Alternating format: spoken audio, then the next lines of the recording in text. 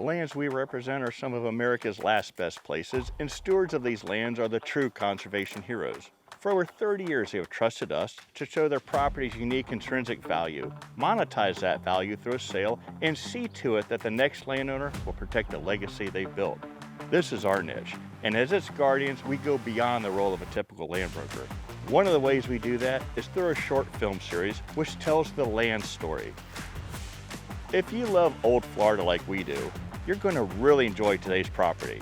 We're going to take you on a journey to Florida's nature coast, to a property that's been at the forefront of more significant historical events than even Forrest Gump. A property as beautiful and full of opportunity as Florida itself.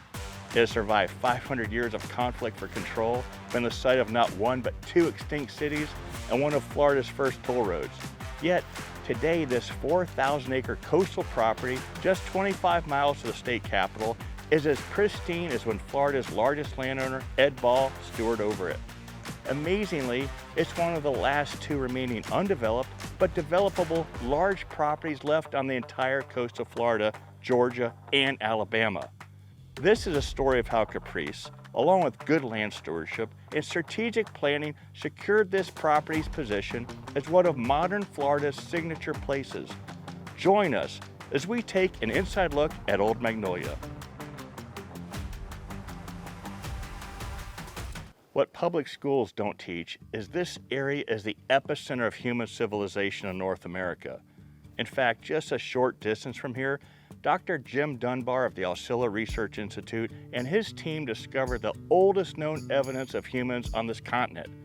His discoveries debunked the Siberian land bridge theory on how America's first people arrived, and only further proved to me that the first people knew the best place when they found it. Something that in today's Florida, over 1,000 people a day are finding out. Found a site that dated older than any of the accepted ages for how long people were in Florida or in the U.S. And we now, from that site, have over 100 radiocarbon dates that average to about 14,500, almost 600 years old, which is 1,500 to 1,600 years older than what had previously been accepted. And Magnolia is founded in 1826, and it quickly becomes sort of a thriving port.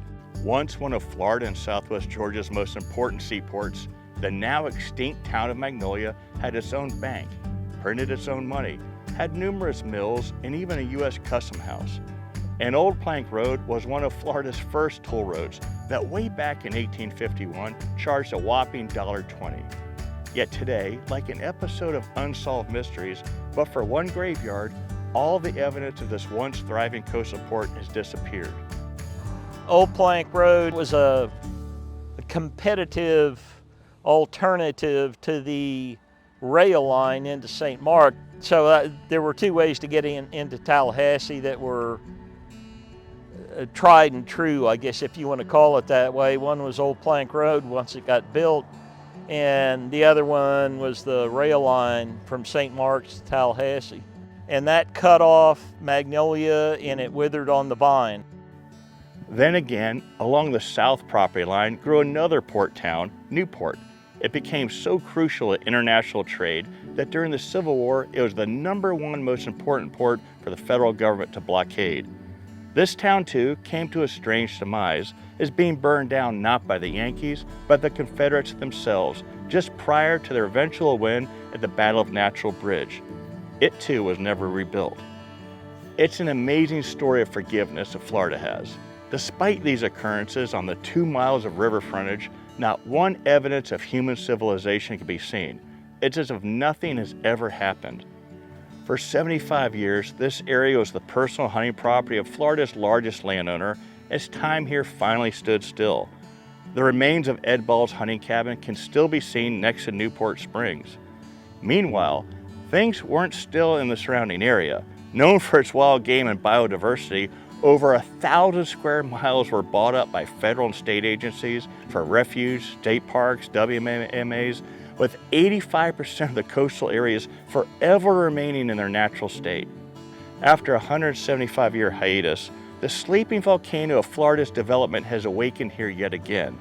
The future of this pristine property is now in doubt because there's one of just 2 remaining undeveloped but developable large properties left.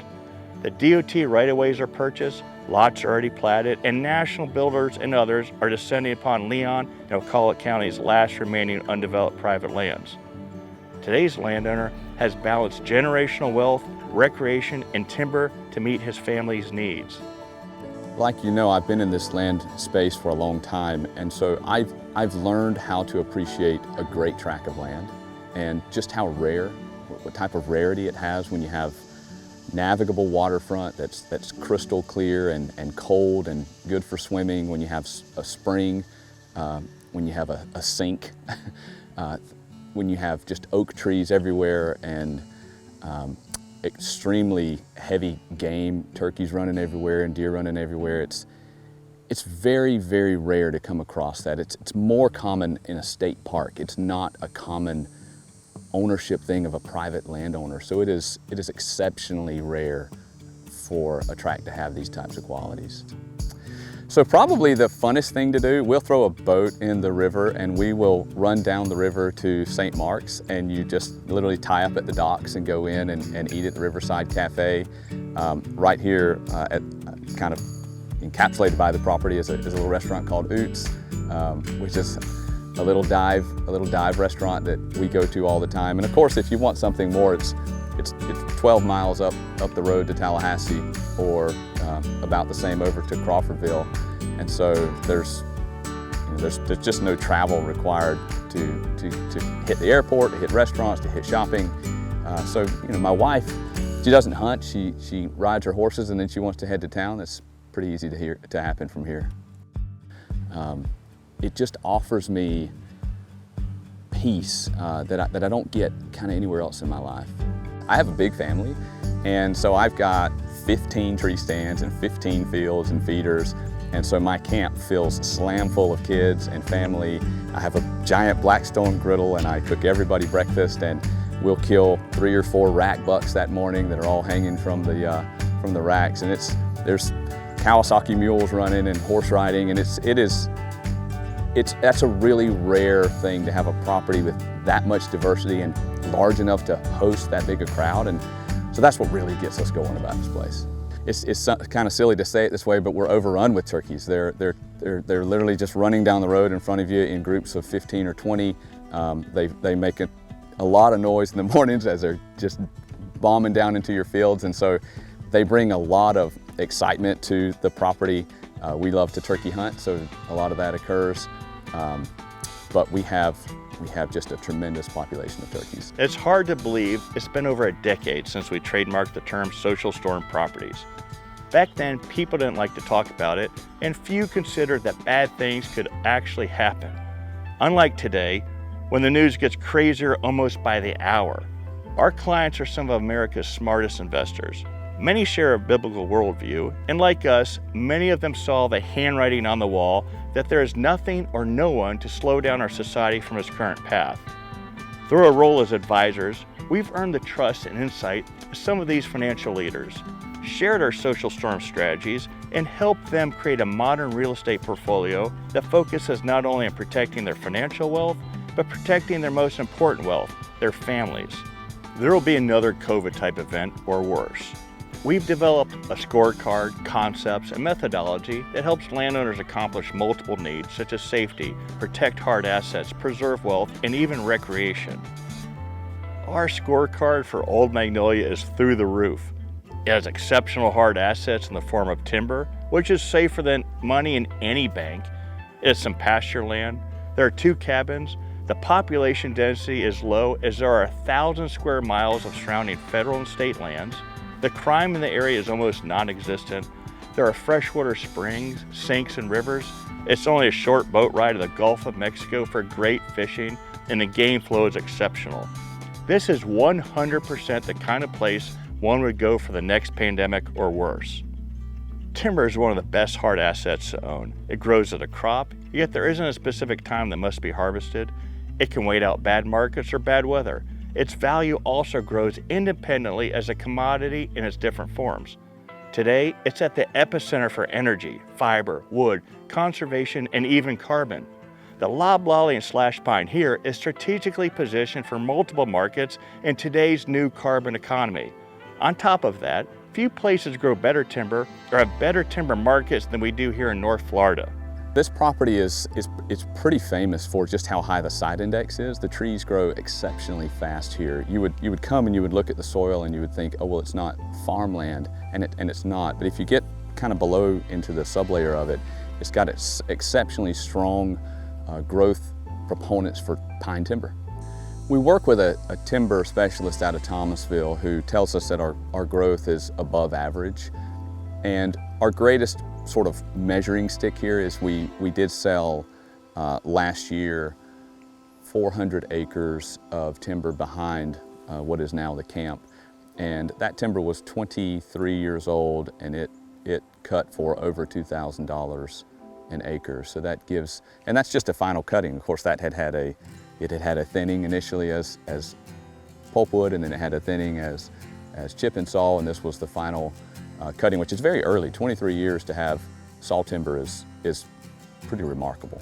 And so it's a very good income producing pine timber tract that is sort of a sub form of revenue while the land just continues to really balloon in desirability because of Tallahassee pushing down and the growth coming kind of up into the panhandle of Florida. So it's a really cool long-term play in this property.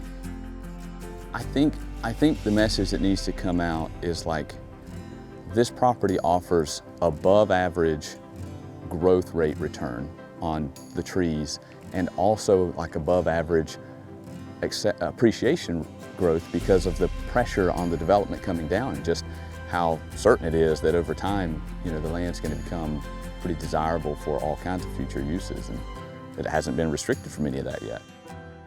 Whether it's harvesting timber or monetizing the development rights through a conservation easement, with this property, there are a lot of opportunities.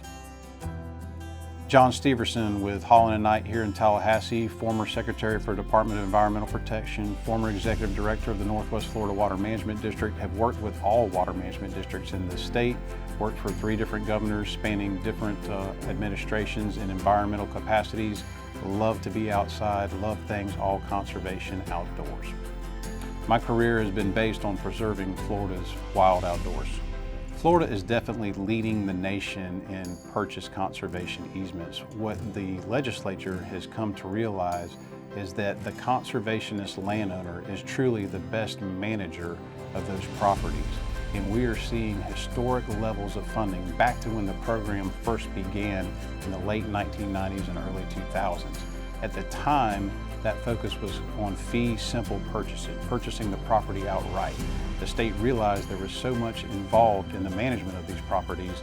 You've seen the shift to the property owner having their development rights purchased, but maintaining that land in perpetuity for future generations of conservationists. There's so many opportunities for the conservation-minded property owner here within the state of Florida.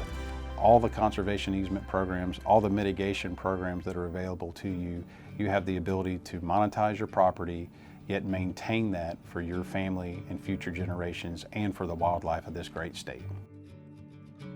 Yeah, so there's this strip that comes down Old Plank Road, and then it turns and it comes over to Bloxham Cutoff, and DOT owns that. And as I understand it, the plan is to eventually pave that road as additional sort of hurricane evacuation, but also just to support growth and infrastructure needs as Wakulla County continues to be really a rapidly growing county. So I expect that will be a benefit to the property in the future as DOT paves that road.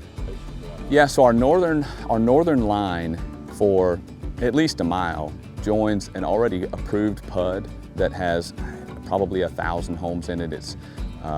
It's already got water, it's already got sewer. We've been in contact with them about dropping sewer and water down to this property if there was a master plan community designed for it. We haven't done that. So we've had some conversations with builders, even national builders, who want to participate in the development to our north and actually continue that down.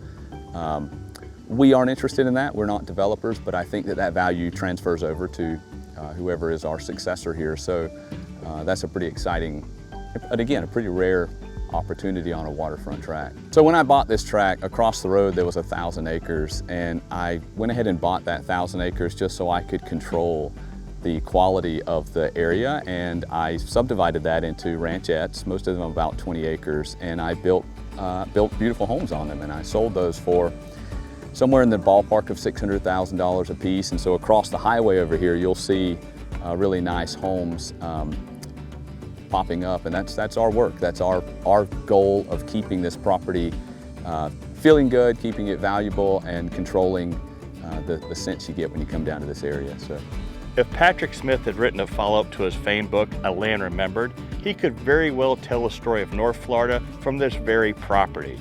More than once, Caprice saved this property. However, Old Magnolia's story is still being written, and if history is any indication, my bet is on this land. In light of the economic and social storm that we now face, I can't imagine a better hedge or investment to own than this. The ideas and concepts of this video are just the beginning of the ideas we have for this special place. We close over $500,000 a day, 7 days a week, of these great lands in this niche. If this is something you're interested in investing in, or if your property has its own unique story, give us a call.